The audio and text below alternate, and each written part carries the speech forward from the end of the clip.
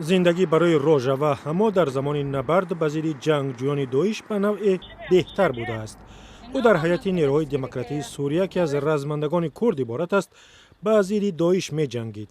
اما می گوید از کشتن چنین دشمن در رقه یک زمان پایتخت داعش لذت می برد. وقتی به رقه وارد شدند ما نمی ترسیدیم، برعکس داعشیان از ما می ترسیدند. آنها نمی خواستند به دست یک سرباز زن کشته شوند.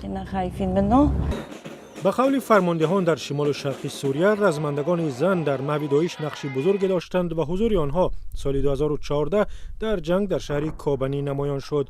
آنها در کنار مردان کرد می جنگیدند و شهر را در 4 ماه آزاد کردند. اما می گوید اگرچه جنگ در میدان نبرد به پایان رسیده است ولی نبردهای دیگری در پیش است.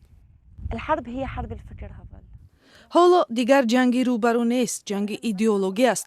همه با سلاح جنگیده می توانند، حتی کودکان هم، ولی ما باید مغزهای خود را از این ایدئولوژی آزاد کنیم. حلقه های خفته داعش هنوز هم در شمال و شرقی سوریه حمله ها انجام می دهند. از ساکنان رقه درباره داعش بپرسی موضوع خطرناک گفته صحبت نمی کنند، چون به قول آنها ممکن است که گروه دیگر باره به قدرت برگردد. با گذشت 3 سال از جنگ کارها برای برقراری در این گوشه سوریه کمتر شده است و احساس ناامنی را زیادتر کرده است. اولها کارهای برقراری را واضح می دیدیم، ولی در 9 ماه یا 1 سال گذشته همه چیز قطع شد. ما هیچ کمک بشری نمی گیریم.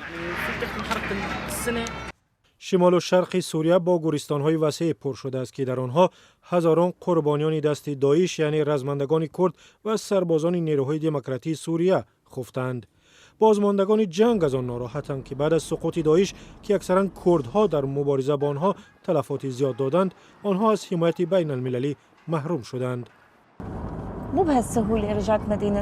ما رقه را به آسانی پس نگرفتیم. دوستان زیادی ما جان دادند. آنها را در پیش چشم ما کشتند.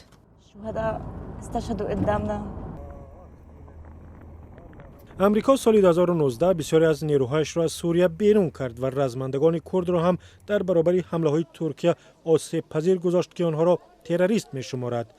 ترکیه قسمتی از مناطق مرزی سوریه را گرفته است و آن را منطقه حائل می نامد. همه میگوید درگیری‌های مرزی از یک طرف، از طرف دیگر تهدیدهای پیوسته داعش مثل او سربازان را به حد زیر فشار گذاشته است که حالا به جنگ همه جانبه آشکار برتری می‌دهند.